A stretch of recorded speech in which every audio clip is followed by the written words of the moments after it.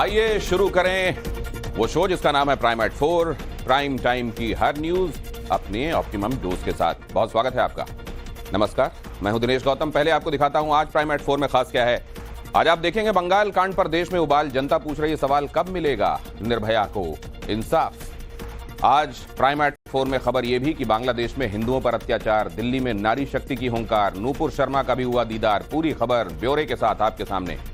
Tihar jail के बाहर केजरीवाल का हैप्पी बर्थडे किसने मनाया, यह भी आज प्राइम एट 4 में। और झील, रील और स्टंटबाजी, नहीं बचा कुछ बाकी। यह खबर क्या है, बस कुछ देर का इंतजार, प्राइम एट 4 आपको बताएगा। अब बात उस खबर की जिसे लेकर देश भर के लोग गुस्से में हैं। कोलकाता में ममता बनर्जी ने मार्च निकाला। न्याय के लिए ममता बनर्जी का ये मार्च।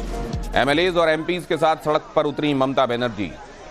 ममता बनर्जी के खिलाफ जहां, उनके गवर्नेंस के खिलाफ जहां प्रोटेस्ट हो रहे हैं, विपक्षी पार्टियां हमलावर हैं, वहीं ममता बनर्जी ने यह मार्च निकाला है अपने एमएलएज और एमपीज के साथ।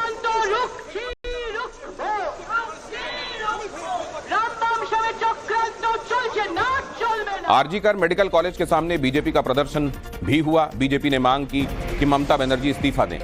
प्रदर्शन में अग्निमित्रा पॉल और रूपा गांगुली भी शामिल थीं। कोलकाता के आरजीकर मेडिकल कॉलेज के सामने बीजेपी कार्यकर्ताओं का प्रदर्शन। बीजेपी विधायक अग्निमित्रा पॉल और रूपा गांगुली समेत बीजेपी नेताओं ने घटना के लिए ममता बनर्जी को जिम्मेदार ठहराते हुए इस्तीफे की मांग की। भाजपा नेता रूपा गांगुली ने कहा, ममता बनर्जी राज्य की स्वास्थ्य मंत्री भी हैं, उन्हें इस घटना की जिम्मेदारी लेनी चाहिए और इस्तीफा देना चाहिए। ममता बनर्जी हम लोग को साइलेंस करने का कोशिश कर रहे हैं। ममता बनर्जी साइलेंस करने का कोशिश कर रहे हैं। Clear picture. आज हम लोग जो प्रतिबाद कर रहे हैं, ममता बनर्जी बोल रहे हैं हम भी चाहते हैं कि फांसी हो, लेकिन एक्चुअली वो चाहते नहीं है। कोलकाता कांड पर देश भर में उबाल है। देश के कई शहरों में सड़कों पर उतरे हुए हैं डॉक्टर्स। कोलकाता में डॉक्टर्स पर हमले के विरोध में प्रदर्शन देखने को मिला। दिल्ली, मुंबई, अमृतसर, भोपाल, हैदराबाद, सब जगह प्रोटेस्ट चल रहे हैं। हमला करने वालों के खिलाफ सख्त एक्शन की मांग की जा रही है और साथ ही इस बारे में एक निर्णायक कानून बनाए जाने की मांग भी की जा रही है।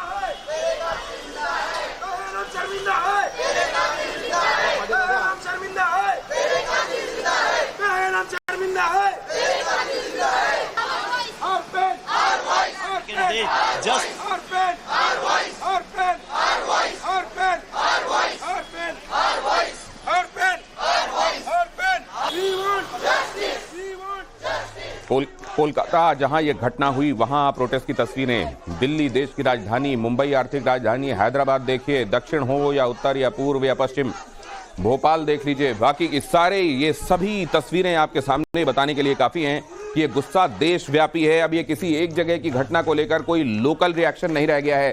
कोलकाता, दिल्ली, भोपाल, अमृतसर, इधर देखिए मुंबई, हैदराबाद, जालंधर या तिरुवनंतपुरम, डॉक्टर्स का गुस्सा। रेजिडेंट डॉक्टर्स इस बात को लेकर खासे नाराज कि इस तरह की घटनाएं होती हैं।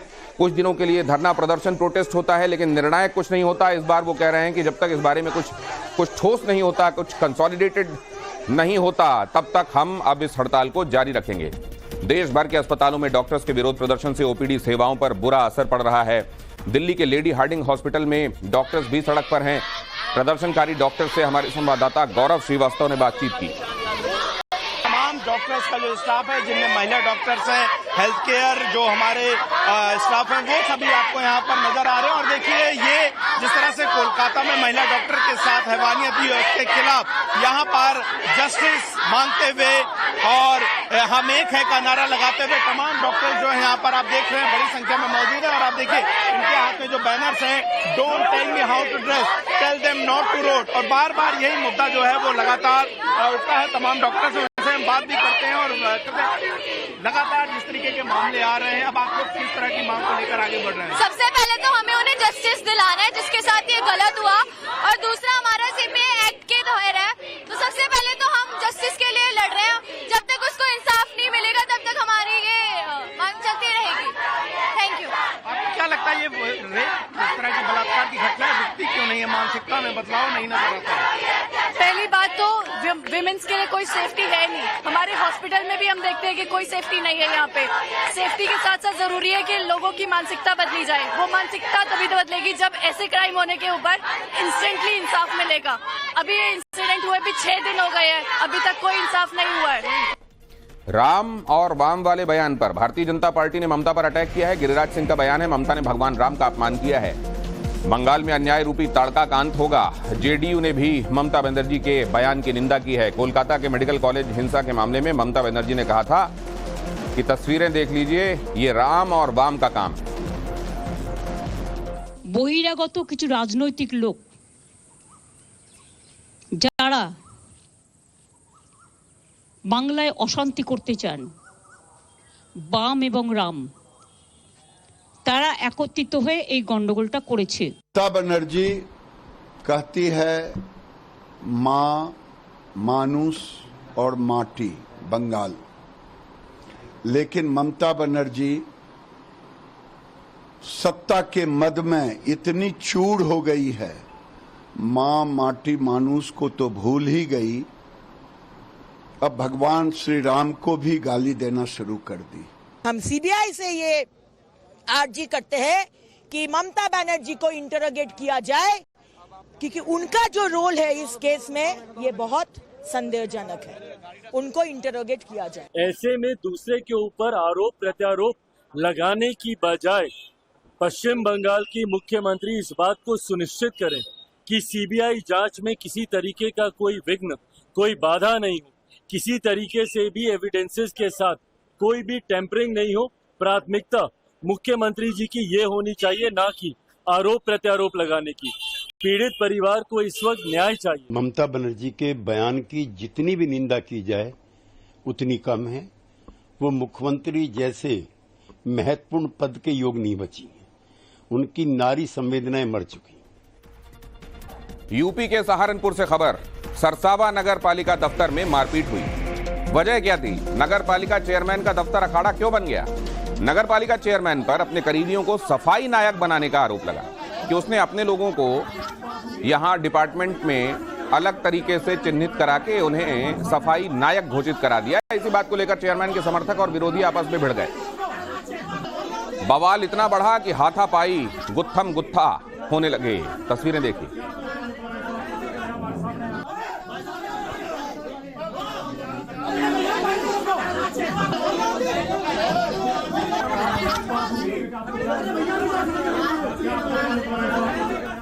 और अगली खबर उत्तराखंड की उधम सिंह नगर से।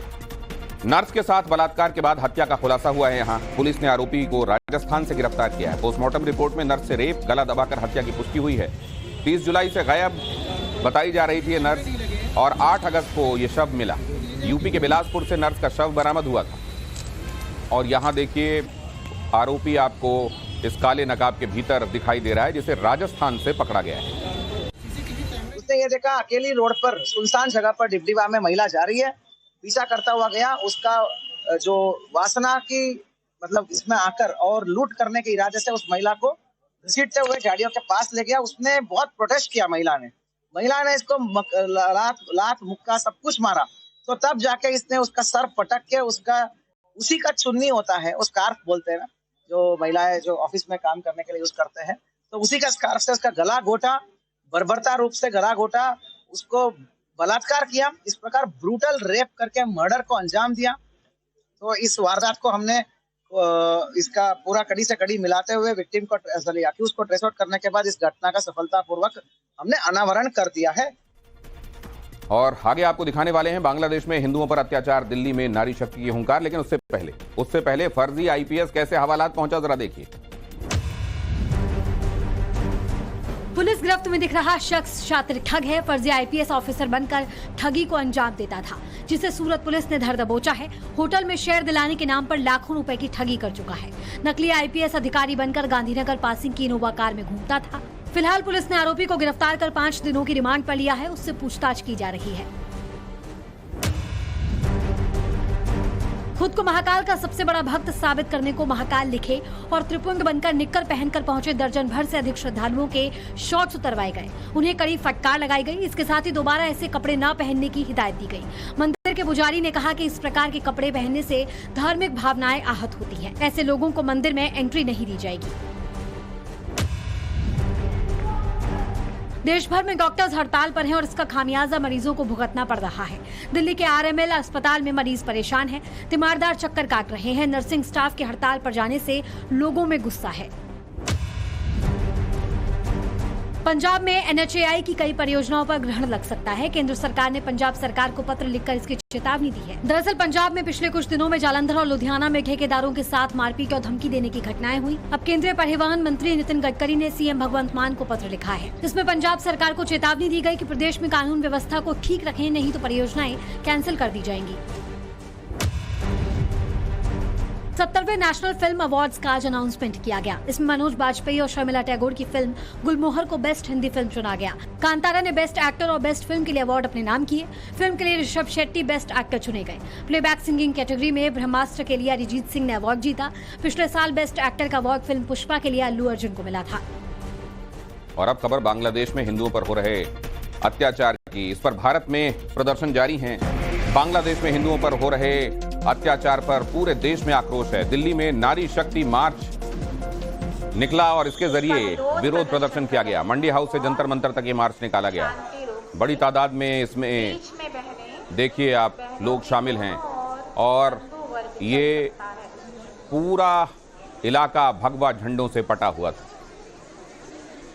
हिंदू समाज वहां पर 8% है। हिंदू समाज ने बांग्लादेश की अर्थव्यवस्था में भी कंट्रीब्यूट करा है। नारी शक्ति फाउंडेशन के सानिध्य में आकर हम सब मातृशक्ति यहाँ पर मार्च कर रहे हैं, ये दर्शाने के लिए, ये आश्वासन देने के लिए कि बांग्लादेशी अल्पसंख्यक और बांग्लादेशी हिंदू समाज को ये याद कराएं कि वो अकेले नहीं है। भारत की मातृशक्ति आपके साथ खड़ी है, आपके साथ खड़ा है। और करीब 2 साल बाद नूपुर शर्मा नजर आईं। नारी शक्ति मार्च में नूपुर शर्मा भी शामिल हुई। नूपुर ने कहा हिंदुओं पर अत्याचार बंद होना चाहिए। नूपुर शर्मा हिंदुओं पर अत्याचार के खिलाफ निकाले गए मार्च में नूपुर शर्मा भी अरसे बाद दिखाई दी और उन्होंने कहा यह अत्याचार बंद होने चाहिए। Save Hindus and other minorities. नारी शक्ति मार्च जो है वो अब जंतर मंतर पर पहुंची हुई तस्वीरों के जरिए हम आपको दिखाएंगे कि इस तरीके से तमाम महिलाएं जो हैं वो इस प्रोटेस्ट का हिस्सा थी। बांग्लादेश में हिंदुओं और अल्पसंख्यकों को लेकर जो अत्याचार हो रहा है उसको लेकर ये मार्च निकाला गया। इस वक्त हमारे साथ नूपुर शर्मा जी मौजूद हैं। मैडम, आपसे जानना चाहेंगे आप भी इस मार्च का हिस्सा थी। जिस तरीके से बांग्लादेश में खासतौर पे अल्पसंख्यकों के को लेकर अत्याचार हो रहा है उसको लेकर ये मार्च। एक मैसेज है, स्टॉप हिंदू जेनोसाइड, और एक अवेयरनेस कैंपेन है आज जो एक कोशिश की गई है दैट हिंदू लाइव्स मैटर। दुनिया भर में एक मैसेज भेजने का एक घोषणा है कि हिंदू लाइव्स मैटर। और अजमेर में सकल हिंदू समाज का प्रदर्शन देखने को मिला है। बांग्लादेश में हिंदुओं पर हमले का विरोध हुआ। प्रदर्शन में बड़ी संख्या में हिंदू कम्युनिटी के लोग शामिल हुए। तो पहले हमने आपको दिल्ली की तस्वीरें दिखाई और अब आप देखिए अजमेर में बड़ी संख्या में लोग एकत्रित हुए। बांग्लादेश में हिंदुओं के ऊपर लगातार हो रहे अत्याचारों के विरुद्ध दिल्ली और अजमेर में हुए प्रदर्शन की ये तस्वीरें।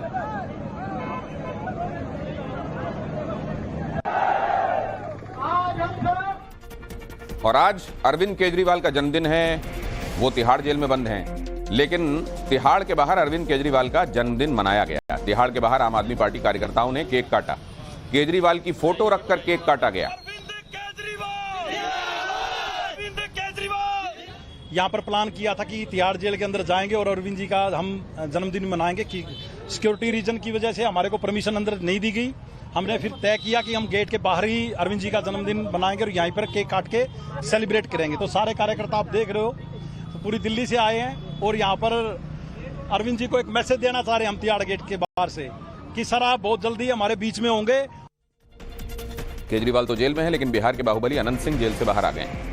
जेल से रिहा होने के बाद अनंत सिंह का बयान मैं निर्दोष हूं, इसीलिए बरी किया गया हूं, कहा अनंत सिंह ने। चुनाव लड़ने के सवाल पर भी अनंत सिंह ने कहा, ये सब जनता तय करेगी। बुधवार को ही पटना हाईकोर्ट से उन्हें राहत मिली थी। AK-47 वाले मामले में उन्हें सबूतों के अभाव में बरी किया गया। इस मामले में पटना की सिविल कोर्ट ने उन्हें कुछ साल पहले गैर कानूनी गतिविधियों के अधिनियम के तहत 10 साल की सजा सुनाई थी। जेल से निकलने के बाद अनंत सिंह मंदिर में पूजा करने भी पहुंचे। ये बताइए, अब तो आप पूरी तरह से बाहर आ गए। पिछली बार 15 दिन के पेरोल पे आप आए थे। किस तरह का माहौल है अब जनता के बीच, अपनों के बीच अब है? बोले तो कि 5 साल जनता हमको जितवाए हैं, तब फ्री हो गए हम, कुल में घूमेंगे। जनता की भी हम कहेंगे कि हमको 5 झोंक जितवाए। कोई बढ़िया कैंडिडेट आप लोग का नजर में है कि जनता की सेवा करे तो अगर साथ हम रहेंगे। अच्छा, ये बताइए कि 5 साल आप जेल में रह गए, क्या लगता है साजिश थी, फंसाया गया आपको तब ऐसा? जब हमारा रिहाई हुआ तब निर्दोष साबित हुए तो नीपी सिंह दोषी है। हम दिल्ली सरकार और बिहार सरकार दोनों से कहते हैं कि CBI से जांच करवा दीजिए, ये किया है वो भी भोगेगा। तो SP के खिलाफ आप तो जब निर्दोष थे तब ना हमको अथी रिहाई मिला, तो दोषी वो हुआ नीपी सिंह। तो कार्रवाई की मांग आप करेंगे? हाँ, एकदम करेंगे। भारत सरकार को लिखेंगे आप? हाँ, लिखेंगे। भारत सरकार को? हाँ, दोनों सरकार के लिखेंगे। क्या कहेंगे आप? ये कहेंगे कि हमारे साथ जुलूम हुआ है, इहो केस में जांच होबे करो। और आगे हम आपको दिखाने वाले हैं हरियाणा और जम्मू कश्मीर में वोट कब डाले जाने वाले हैं, लेकिन उससे पहले देखिए कांग्रेस का संविधान रक्षक अभियान कब तक चलेगा। कांग्रेस ने आज देश भर में संविधान रक्षक अभियान की शुरुआत की। यह अभियान 100 दिन यानी 26 नवंबर तक चलेगा। अभियान की शुरुआत करते हुए कांग्रेस नेता जय माकन ने क्या कहा, सुनिए। हमारा फर्ज है कि हम इस संविधान की रक्षा करेंगे, और दूसरा रक्षा यह है कि ये संविधान हमारे देश के लोकतंत्र की रक्षा करता है। इस संविधान रक्षक अभियान को, इस मूवमेंट को दिल्ली के अंदर सब जगह के ऊपर लेकर के जाने का फैसला किया है। राहुल गांधी जी की सोच है। अति के बेटे का एनकाउंटर करने वालों को सम्मानित किए जाने पर सपा सांसद रुचि वीरा भड़क गई। रुचि वीरा ने कहा कि एनकाउंटर करने वालों को सम्मानित करना डेमोक्रेसी के लिए शर्म की बात है। डेमोक्रेसी के लिए बहुत ही शर्म की बात है कि किसी की इतने सारे पुलिस वालों के सामने इस तरह से हो जाए, तो ये तो मतलब बहुत ही लचर व्यवस्था है और इन चीजों को देखना चाहिए, ना कि बुलडोजर की राजनीति से काम नहीं चलेगा। महाराष्ट्र में विधानसभा चुनाव से पहले महाराष्ट्र में मराठा आंदोलन के चेहरे मनोज जरांगे पाटिल ने आंदोलन को और उग्र करने का ऐलान कर दिया। आंदोलन को हवा देने के लिए नया कार्यालय बनाया जा रहा है।